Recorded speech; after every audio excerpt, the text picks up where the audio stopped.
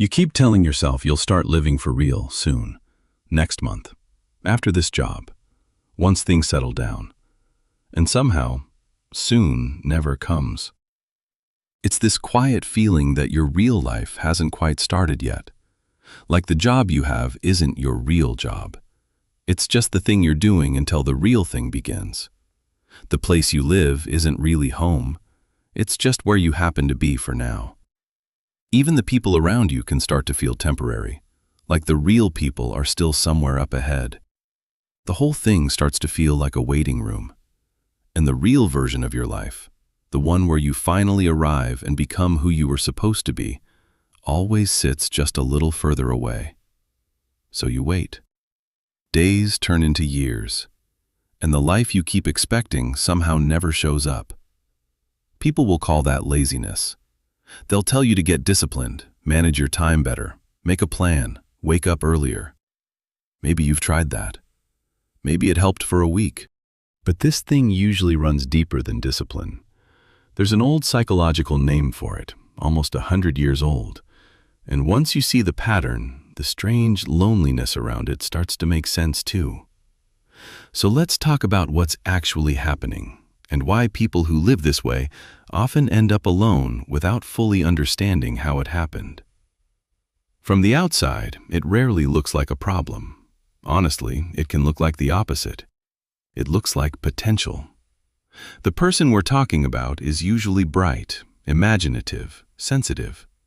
The one people pointed at early and said, "You could do anything." And that praise feels good when you're young. Of course it does. But sometimes that's where the trap begins. Carl Jung had a name for this pattern, the puer aeternus, the eternal youth. His colleague, Marie-Louise von Franz, spent years writing about it. And the person she described wasn't just some lazy slacker refusing to grow up. Often, it was a gifted person, someone with a huge inner life, someone who could imagine 100 possible futures, someone who struggled with one ordinary, brutal thing, landing in one of them. Von Franz called it the provisional life, living like everything is temporary, like the current you is only a stand-in for the real you who arrives later. And that sounds harmless at first, almost poetic, but look at what it does. If everything is temporary, you never have to fully commit to any of it. Why pour yourself into a job you secretly think isn't the real one? Why make a home out of a place you keep calling just for now? Why give your whole heart to someone when part of you has already filed them under for the time being? So you live halfway. You're in the room, but some part of you is looking past it. And life, the actual life, keeps happening in the unglamorous present. The Tuesday afternoon, the boring task, the conversation that asks you to stay after the interesting part is over. The person in front of you who is real, flawed, and available. That's where life is. And it's exactly where this pattern struggles to stay. This is also where the loneliness begins. Real closeness asks something uncomfortable from you.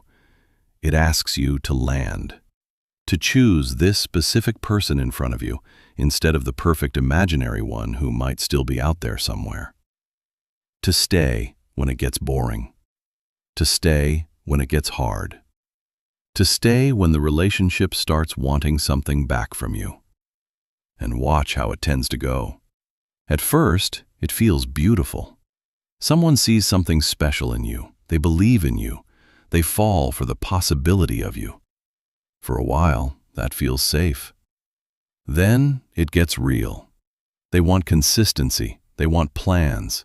They want to know where they stand. They start needing you. Not the future, more impressive version of you, just you, as you are now. And something in you starts to panic. You notice their flaws more. Small expectations start to feel like a cage.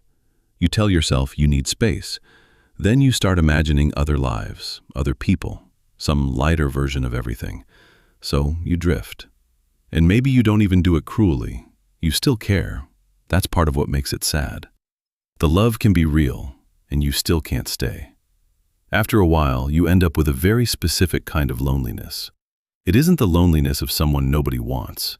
It's the loneliness of someone who keeps almost connecting, almost choosing, almost building, almost staying. A life full of almosts can look romantic from a distance.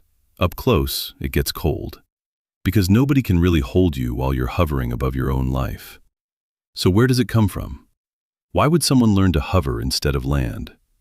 Von Franz pointed somewhere people don't always expect: childhood, and more specifically, the gifted child. Maybe that was you, the one who picked things up fast, the one who barely had to study, the one adults praise because everything seemed to come naturally. So much potential. You're going to do something special one day. Nobody meant any harm by it, but quietly that praise can become the foundation of your worth. You weren't praised for effort. You were praised for being good without trying. And then you grew up, and the rules changed without warning. Adulthood doesn't care that much about potential. It rewards results. It rewards showing up again after something goes badly. It rewards being willing to be bad at something long enough to get better. It rewards boring repetition. For a person whose identity was built around being naturally special, that can feel humiliating. Being a beginner doesn't feel normal. It feels like exposure. Getting rejected doesn't feel like one failed attempt. It feels like proof that maybe all that praise was wrong. So the mind finds a hiding place. It whispers, "I haven't failed. I just haven't really started yet." That sentence can cost you 10 years. And the worst part is, it feels comforting the entire time. The book you haven't written can stay brilliant forever. The business you haven't launched can stay perfect. The love you never fully gave can stay untouched by disappointment. The life you haven't started can stay full of infinite potential. Untested potential feels safe. Real potential gets bruised. Real potential gets rejected sometimes. Real potential has to send the email, publish the thing, ask the person, take the job, make the decision, and survive the fact that it may come out ordinary at first. And ordinary is the thing this pattern is trying so hard to avoid. But ordinary is also where a life is built. There's another cost, too. You can't be truly close to people while you're protecting the fantasy version of yourself. Real intimacy means being seen as you actually are. Not the polished future you, not the impressive version. You. Confused sometimes, inconsistent sometimes, needing help, trying and still not being good yet. And if you've spent years surviving on potential, being seen in the middle of the process feels dangerous. So you hold people at a careful distance, close enough that they can admire what you might become, far enough that they never have to watch you struggle. Do that long enough, and the distance starts to feel normal. You call yourself private, independent, hard to pin down, just different. But sometimes different is a nicer word for alone. And maybe the loneliest part is that people can still love you. They can love your mind, your warmth, your charm, that strange floating quality in you. They can see the life inside you before you've built anything solid with it. But love needs somewhere to land. If every door has to stay open, no one ever gets a room inside your life. Now, this is usually where a video gives you a 5-step plan to fix everything. I don't think that's the right answer here, because the big dramatic plan can become part of the same fantasy. Another perfect future, another version of someday. The way out is smaller, almost annoyingly small. You let this be your real life. This job, even if it isn't forever. This apartment, even if it isn't your dream home. This person in front of you, if they are kind and real and trying. This ordinary Tuesday, even if it doesn't look like the life you imagined.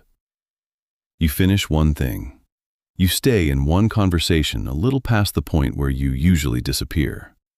You let one real person see you before you've got it all figured out. You do one small, real thing badly instead of keeping a perfect imaginary thing untouched. That is how the spell starts to break.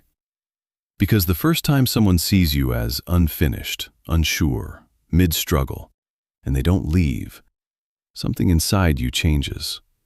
You learn that being fully human was not the thing that made people go.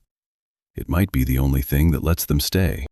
A real connection, slightly bruised and imperfect, is worth more than a lifetime of perfect, untested potential. One slowly turns into a life. The other just keeps the waiting room decorated. So if you saw yourself in this, I don't think shame is useful here. Shame usually keeps this pattern alive. You probably learned a long time ago that it felt safer to keep your life in your head, safer to be potential, safer to be almost.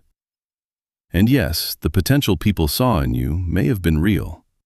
It just needs somewhere to go now, not later, not once everything is settled, not when you finally feel ready and impressive and untouchable. Now, in the ordinary life you already have.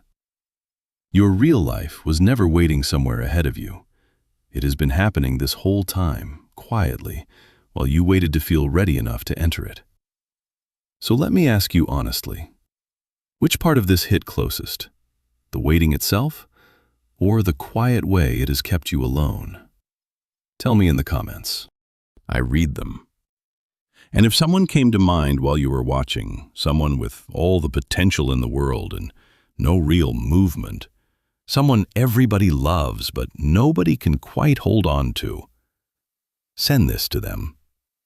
Sometimes hearing the pattern named once is enough to make a person stop floating. Take care of yourself. I'll see you in the next one.